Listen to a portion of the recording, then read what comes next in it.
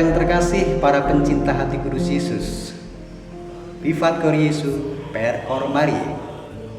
Salam jumpa, damai Tuhan beserta kita.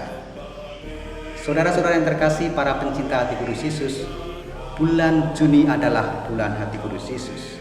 Dan terutama bagi kami, para anggota kongregasi imam-imam hati kudus Yesus, bulan ini adalah bulan istimewa. Karena apa? Karena selama bulan ini kami mempersiapkan diri untuk merayakan Hari Raya Hati Kudus Yesus dengan rekoleksi, dengan novena, dengan triduum. Maka pada kesempatan ini saya akan sedikit menjelaskan tentang devosi kepada Hati Kudus Yesus dan terutama doa Thesaurus Hati Kudus Yesus.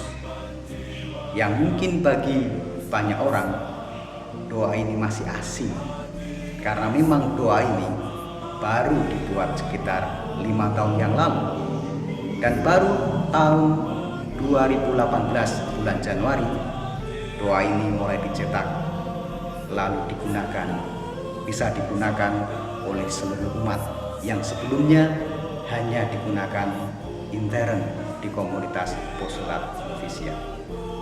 Sebelum saya berbicara tentang doa Thesaurus Hati Kudus, saya akan sedikit menyinggung tentang devosi Hati Kudus Yesus.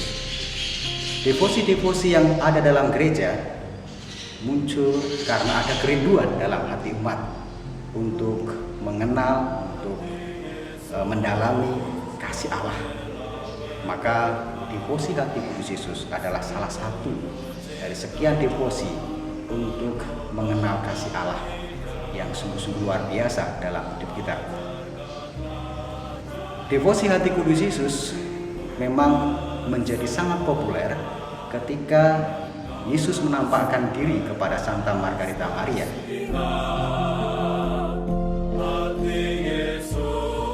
Dan mulai saat itu doa devosi Hati Kudus Yesus menyebar ke seluruh dunia. Berbicara tentang devosi Hati Kudus Yesus, Yesus sendiri pernah berbicara kepada Santa Margarita Maria. Yesus mengungkapkan betapa dinginnya hati manusia yang tidak mau membalas kasih Allah, bahkan cenderung menolaknya. Dan oleh karena itu Yesus meminta Santa Margarita Maria supaya manusia atau kita semua mengenal kasih Allah dalam pribadi Yesus. Maka dalam penampakan itu Yesus mengungkapkan atau memberikan janji, 12 janji. Siapa yang memohon kepada Hati Kudus Yesus akan diberikan rahmat dalam hidupnya.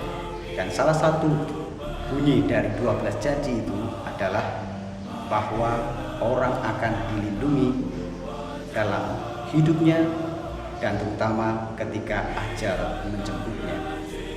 Nah, itulah sekilas tentang devosi Hati Kudus Yesus. Dan sekarang saya mau berbicara tentang doa Thesaurus Hati Kudus Yesus. Doa Thesaurus Hati Kudus ini merupakan sebuah kerinduan bagaimana kita mengenal secara lebih mendalam kasih Allah dalam pribadi Yesus.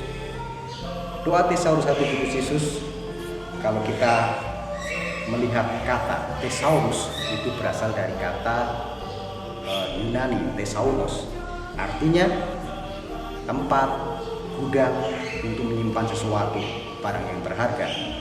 Maka kalau kita berbicara tentang doa Thesaurus Hati Kudus, di sana mau mengungkapkan bahwa dalam doa-doa ini tersimpan kekayaan yang luar biasa, yaitu Hati Kudus Yesus, supaya kita sungguh lebih mengenal karya Allah dalam pribadi Yesus. Doa Thesaurus Hati Kudus Yesus dimulai dengan seruan, "Datanglah kepadaku kalian semua yang letih lesu dan beban berat, aku akan memberikan kelegaan kepadamu dan jiwamu akan mendapat ketenangan."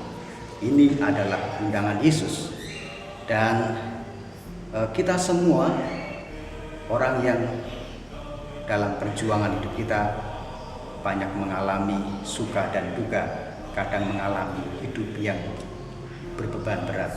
Maka seruan dalam doa ini adalah supaya kita mau datang kepada Yesus. Berikutnya, dalam doa Tesaurus Hati Kudus kita menggunakan rosario yang kita punya untuk memudahkan membantu kita dalam doa Tesaurus Hati Kudus Yesus ini. Dimulai dengan doa tanda salib, lalu kemudian doa Aku Percaya dan Bapa Kami. Dan dalam 3 untayan di sini, seperti dalam rosario, ada 3 hal yang kita renungkan. Yang pertama tentang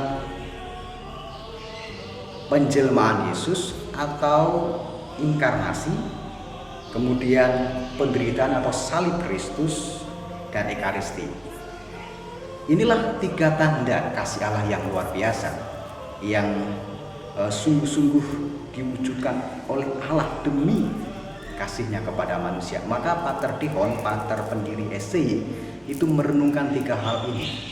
Maka doa Tesaurus ini sungguh-sungguh mau mengungkapkan 3 sumber kasih Allah.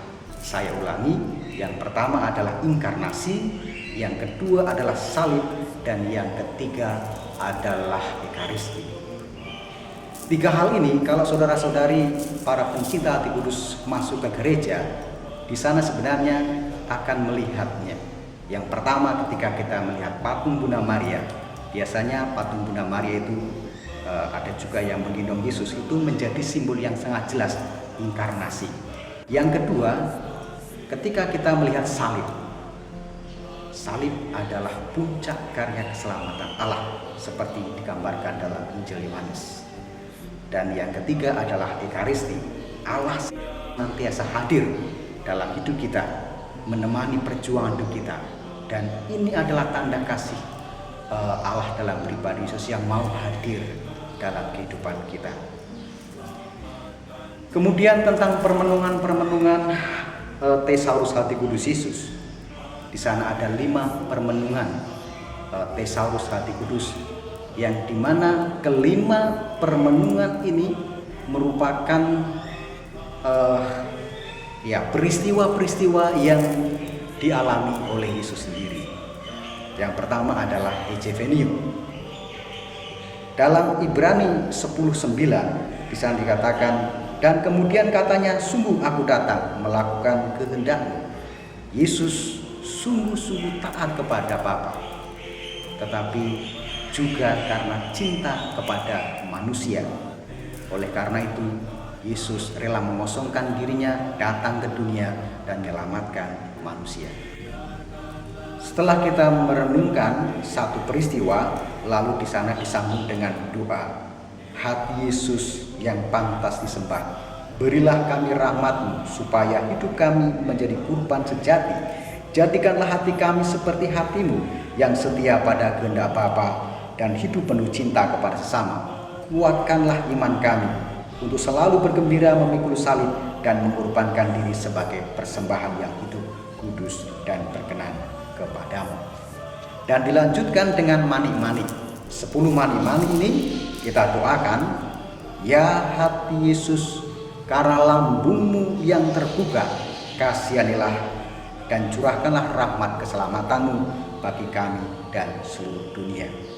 Ini adalah inti dari devosi hati kudus Yesus, karena tidak lain dan tidak bukan, devosi hati kudus mau merenungkan tentang lambung yang tertikam, darah dan air mengalir dari lambungnya. Itu adalah tanda kasih Allah yang sehabis-habisnya diberikan kepada kita manusia.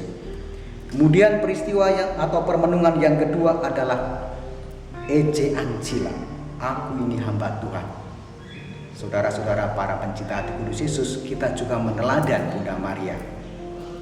Karena Bunda Maria melalui kerendahan hatinya, disposisi batinnya sebagai seorang hamba, dia memberikan seluruh hidupnya kepada Allah. Dan seharusnya kita juga demikian. kita meniru Bunda Maria yang setia kepada panggilan kita pada perutusan. Seperti Maria taat sampai di bawah kaki Yesus. Dan iman itu membuahkan keselamatan. Peristiwa yang berikutnya adalah sinunun, supaya mereka menjadi satu. Yesus berdoa kepada para rasul, dan tentu ini juga Yesus berdoa bagi kita sekalian, sebuah kerinduan yang Allah miliki supaya kita bersatu, supaya kita hidup damai, aman, karena kita ini adalah anak-anak Allah.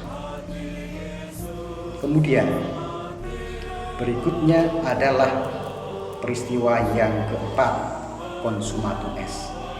Ketika Yesus berada di puncak salib, Yesus mengatakan, sesudah Yesus meminum anggur asam itu, berkata, ya sudah selesai. Artinya Yesus telah mengakhiri segala perutusan Bapa untuk memberikan hidupnya kepada manusia. Dan oleh karena penyerahan diri Yesus disalib sebagai keselamatan bagi kita, manusia itu diselamatkan. Dan yang kelima adalah adveniat regnum tuum, datanglah kerajaan.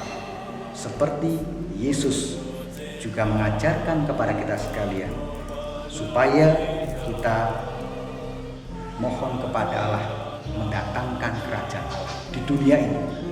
Ketika manusia sungguh mencintai Allah, ketika manusia sungguh membalas kasih Allah, pastilah kerajaan Allah juga datang ke dunia ini. Dan kitalah yang harus membangun kerajaan Allah itu, kerajaan hati kudus Yesus. Dan bagian penutup dari doa itu adalah ya Yesus yang penuh belas kasih, kami persembahkan thesaurus atau doa ini demi kemuliaan Allah, demi kemuliaan-Mu dan keselamatan jiwa-jiwa. Jadi doa ini supaya kita mempersembahkan diri kita kepada Allah dan mohon keselamatan, bukan hanya diri kita sendiri, tetapi juga jiwa-jiwa. Juga dalam doa itu dikatakan supaya Allah merajai hidup kita, supaya semakin banyak orang itu mengalami samudera kasih Allah. Dalam hati kudus Yesus kita akan menemukan betapa dalam, betapa besar kasih Allah kepada kita. Nah, saudara-saudara yang terkasih, itulah sekilas tentang doa thesaurus hati kudus Yesus. Sekali lagi, doa ini untuk menjawab bagaimana undangan Yesus supaya setiap orang mengenal kasih Yesus. Semoga membantu kita untuk semakin mencintai Allah dan sesama.